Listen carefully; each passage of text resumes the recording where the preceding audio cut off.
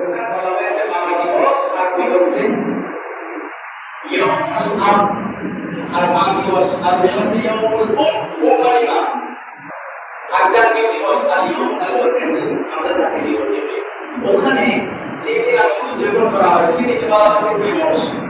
আমরাও বলি ঈদে মিলাদুন্নবী দিবস একটা বার্ষিক উপায় এই শব্দের অর্থ দিবস, এই শব্দের অর্থ আনন্দ, এই শব্দের অর্থ খুশি। আপনি নিশ্চয় একটা দেখেন পেয়ে যাবেন। আপনার একটা বলে ঠিক কিনা এখানে করা হবে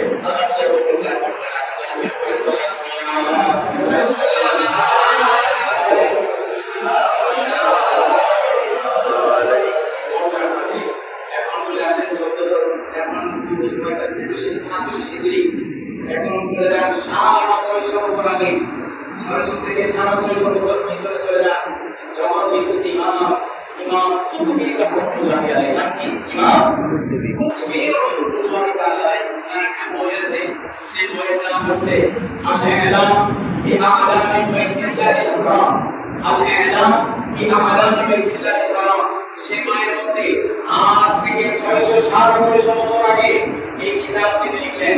সেই কিতাবের মধ্যে মক্কা এবং মদিনার ইতিহাস সংক্রান্ত কিতাব, মক্কা মদিনার ইতিহাস সংক্রান্ত কিতাব সেখানে তিনি লিখলেন। কারণ এই জমানায় না, ওনার জমানায়ও মিলাদুন্নবীর বিরোধিতা করত, মিলাদুন্নবী উদযাপন করতে এরকম কিছু মানুষ ছিল। সেজন্য তিনি কিতাব লিখলেন আল-ইলাম বিআলামি বাইতিল্লাহিল হারাম। সেই কিতাবে তিনি প্রমাণ করলেন মিলাদুন্নবী এটা মুসলমান। সুবহানাল্লাহ।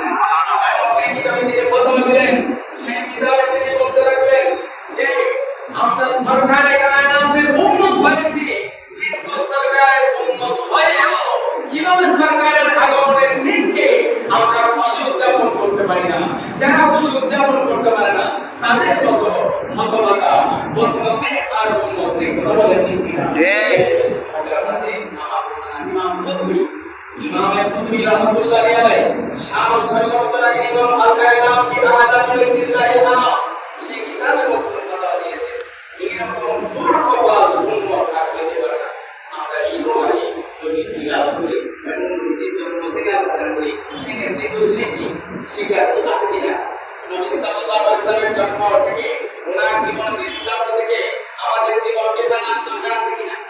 নবীজি কিভাবে মারা গেছেন, নবীজি কোরআনের সাথে কিভাবে সুন্দর আচরণ করতেন, নবীজি সাল্লাল্লাহু আলাইহি ওয়াসাল্লাম মুআনায়াত করতেন, মানুষকে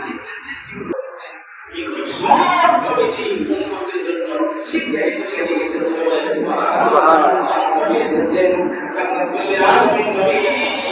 মুহাম্মদ সাল্লাল্লাহু আলাইহি ওয়াসাল্লাম বলেন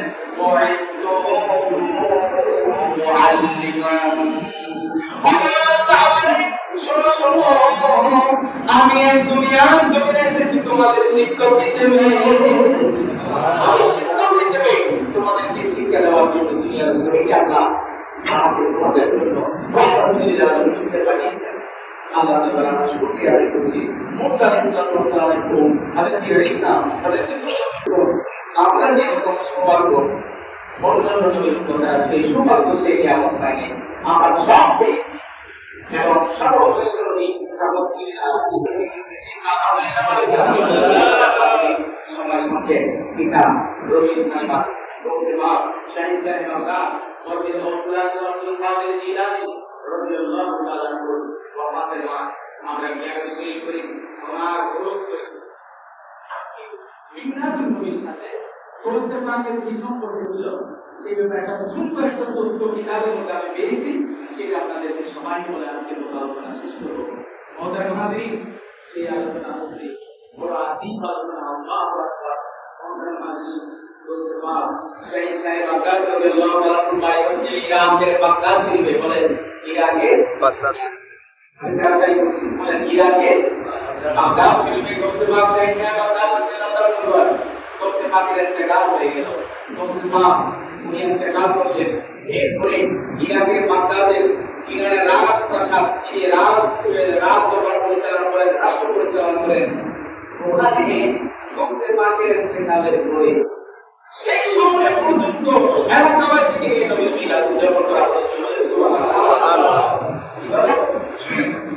আমার বুঝতে পারেন বুঝতে পারেন খেলার পর ইরাকের বাংলাদেশ যে বর্তমান সরকার প্রধান বড় আশীর্বাদ ছিলেন উনি একদিন আমার নবীর মিলাদুন নবীর একটা মাহফিলের ইন্তজাম করলেন। মাহফিলের ইন্তজামে ইরাকের বাগদাদের যত বড় সবাইকে দাওয়াত দিলেন এবং বড় বড় যারা মিনিস্টার যারা বড় বড় আছে ব্যবসায়ী সবাইকে দাওয়াত দিলেন।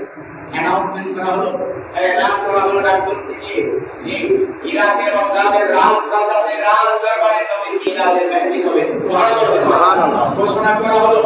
ঘোষণার পরে থেকে মিলাদের নবীর মাহফিল রাত্রে এক মহিলা বড় গরিব তার কন্যা সন্তানকে নিয়ে দোষে পাকের এলাকার যে মহল্লার যে রাজপ্রাসাদ সন্তান প্রদানের মেহফিল রাজপ্রাসাদে মিলাদুন নবীর মাহফিল শরীফ হওয়ার জন্য যাচ্ছেন। মেয়েকে নিয়ে বললেন, ভাই শোনো, আজকে রাজদরবারে মিলাদুন নবীর মাহফিল হবে, চলো না, নবীর সম্মান বয়ান হবে, জিকির আজকার হবে, কোরআন তেলাওয়াত হবে, আমরা একটু যাই না? মাকে নিয়ে এটি আসো। মাকে নিয়ে সেই মা তার সন্তানকে কন্যা সন্তানকে নিয়ে যাচ্ছে আস্তে আস্তে যখন রাজ দরবারের দারোয়ানের কাছে আসলো, দারোয়ান তাদেরকে পাকড়াও করলেন, তাদেরকে গ্রেফতার করলেন, ধরে ফেললেন। এই মহিলা, তুমি কোথায় যাচ্ছ? বলে, আমরা তো ওদিনে এলান হয়েছিল আজকে রাজপ্রাসাদে নবীর মিলাদুন নবীর মাহফিল হবে, আমরা নবীর মিলাদের মাহফিলে যাচ্ছি। সেই দারোয়ান বলতে লাগলো, মা, এটা তো খাস মাহফিল, এখানে তো বড় আলেমরা বড় বড় মুফতিরা আসবে, তোমাদের মতো আম সাধারণ মহিলাদের দাওয়াত নেই। তোমার কাছে কি কোনো ইনভিটেশন কার্ড আছে? কোনো তো কার্ড নেই তোমার কাছে, এখানে ঢুকতে দেওয়া হবে না, এটা বড় খাস মাহফিল, এখানে আসতে দেওয়া হবে না। সে দারোয়ানকে সে মহিলা বললেন, বাজান, আমি গরিব হতে পারি, কিন্তু আমার অন্তরে তো নবীর মহব্বত আছে। চলে বলেন সুবহানাল্লাহ। সে বলার পরে সে দারোয়ান বললেন, আমি আপনার কথা বুঝেছি, আপনার কাছে মহব্বত আছে, কিন্তু রাজদরবার থেকে মানা করা হয়েছে, বিশেষ মানুষ তারাই আসবে, সাধারণ কোনো মানুষ আসতে পারবে না। সেই মহিলা বড় কষ্ট পেলেন। সেই মহিলা বড় কষ্ট পেলেন। মা সেই মায়েকে নিয়ে, সেই কন্যা সন্তানকে নিয়ে বড় পেরেশান সহকারে সে বড় কষ্ট পেয়ে তার বাড়িতে চলে আসলেন। বাড়িতে এসে বললেন, মা, আজ আমরা গরিব বলে নবীর মিলাদুন নবীর মাহফিলে যেতে পারলাম না, অসুবিধা নেই, তাতে কি হয়েছে, আমাদের অন্তরে তো নবীর মহব্বত আছে, চলো আজকে আমরা আমাদের ঘরে সারা রাত পর নবীর মিলাদ মাহফিল করব। তুমি নাচ করো, তুমি নাচ শোনাবে, আমি নবীর মুজিজা যেগুলো জানি সেগুলো শোনাবো, আমরা আজকে সারা রাত মিলাদুন নবীর মাহফিল আমাদের ঘরে করব। সুবহানাল্লাহ। এরপরে সেই মা তার কন্যা সন্তানকে নিয়ে হাটে হেঁটে চলে আসলো তার ঘরের মধ্যে। ঘরে এসে সেই মা উযু করলেন, মহিলা তার কন্যা সন্তানকে উযু করালেন। উযু করে বলে, মা, তুমি একটা নাচ করো। সুবহানাল্লাহ। তুমি একটা নাচ করো। নাচ করলেন। নাচ করার পরে মা নবীর মিলাদের সময় যে সমস্ত মুজিজা, নবীজি সাল্লাল্লাহু আলাইহি ওয়াসাল্লামের জন্ম বৃত্তান্ত থেকে যেগুলো শিখার বিষয়, নবীজির সিরাত, নবীজির শান-মানের আলোচনা, সেই মা আস্তে আস্তে করতে লাগলেন। সময় চলে যায়, সারা রাত অতিবাহিত হয়ে যাচ্ছে।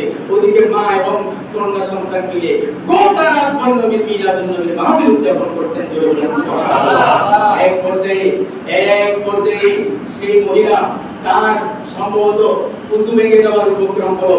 তার কন্যা সন্তানকে বললেন, মা, আমার মনে হয় এখন উযু ভেঙে যাবে, তুমি একটু কষ্ট করে বাইরে গিয়ে আমার জন্য লোটা বদলাতে গিয়ে একটু পানি নিয়ে আসো, আমি আবার উযু করবো।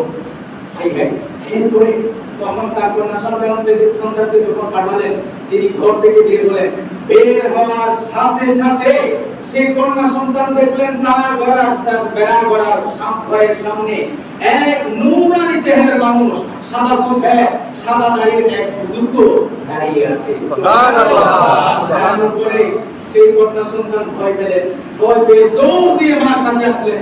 মা, কি হয়েছে বেটি, তোমার কি হয়েছে, এভাবে তুমি ছটফট করছো কেন? এটা আমি আপনার জন্য বাড়ি আনতে যখন গেলাম, সামনে দেখলাম এক নূরানি চেহারার মানুষ, এক ধবধবে সাদা চুপ করে বড় সুন্দর একটা মানুষ ওখানে দাঁড়িয়ে আছে, সেজন্য আমি চলে আসলাম। সেই মহিলা বলল, চলো তো আমিও একটু গিয়ে দেখে আসি। যাওয়ার পরে তিনি দেখতে অবাক হয়ে গেলেন, আরে এত সুফেদ দাড়ি, এত সুন্দর নূরানি বুজুর্গ মানুষ আমি তো আর জীবনে দেখিনি। কিন্তু সেই মহিলা বুঝতে পারছেন এই বুজুর্গ কে হতে পারে।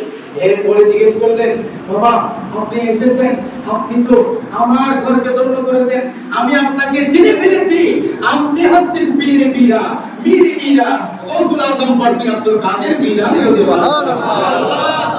তো সে পাক শাহজাহান বাগদাদ মিলাদুন নবীর মাহফিল বড় মহব্বতের সাথে যে প্যারা করে করা হয়েছে সেখানে তশরিফ আনলেন। বলে হুজুর আপনি কিভাবে আমার ঘরে আসলেন? শোনো মা, আমি জানি, আমি তো বরফির গৌসে পাক শাহজাহান বাগদাদ, আমি তো তোমার মনের খবর জানি। তুমি তো মিলাদুন নবীর মাহফিলে তোমার মেয়েকে নিয়ে গিয়েছিলা, কিন্তু রাস্তার পারে তোমার ঢোকার অনুমতি হয় নাই, কিন্তু তুমি বড় মহব্বতের সাথে মিলাদুন নবীর মাহফিল তোমার ঘরের মধ্যে করেছো, এবং আমি দেখতে পেয়েছি সরকারে কায়নাত শাহজাহান বাগদাদ, সরকারে কায়নাত মুহাম্মদুর রাসূলুল্লাহ সাল্লাল্লাহু আলাইহি ওয়াসাল্লাম তোমার মহব্বতের কারণে তোমার এই মিলাদুন নবীর মাহফিল রব্বুল আলামিনের দরবারে কবুল হয়ে গিয়েছে। সুবহানাল্লাহ। সেজন্য আমি গৌসে পাক শাহজাহান বাগদাদ তোমার ঘরের মধ্যে আসছি। এসে নবীজি সাল্লাল্লাহু আলাইহি ওয়াসাল্লাম তোমার ঘরে এসেছে, সেজন্য তোমার ঘরের চৌকাঠ আমি চুমু খেয়েছি, সেখানে আমার দয়াল নবী কদম করেছে। সুবহানাল্লাহ। নাযিরিন, গৌসে পাকের সাথে মিলাদুন নবী সম্পর্ক আছে না নাই? আছে। এই ঘটনা বুঝতে পারলেন? এখন গৌসে পাকের মাস, এর আগে মিলাদুন নবীর মাস, সেজন্য এই চমৎকার তথ্য বললাম। মুহতারাম হাজিরিন, রাজপ্রাসাদে মিলাদুন নবী হচ্ছে কি হয়েছে? এরা তো বড় মহব্বতের সাথে মিলাদুন নবী করেছে। এই মানবের মিলাদুন নবী রব্বুল আলামিনের দরবারে আল্লাহ কবুল করে নিয়েছেন। সুবহানাল্লাহ। আল্লাহ রব্বুল আলামিন আমাদের সবাইকে এই মহব্বত জিনিসটা বড় আন্তরিকতা রাখবেন, ইখলাসের সাথে নবীর শান-মান যদি আপনি চর্চা করেন, আল্লাহ আপনাকে বরকত দিবেন। আল্লাহ আমাদের সবাইকে কবুল মঞ্জুর করুন। আমিন। আর তো জোরে বলেন না আমিন। আল্লাহুম্মা আমিন। আমাদের হাজিরিন, আপনাদের এই একটা আবেদন করব। সেই আবেদন হচ্ছে আমাদের খাদেম মুতাল্লি আল-হাজ তুফাইল আহমদ সওদাগর, ওনার পক্ষ থেকে আপনারা মসজিদে ঢোকার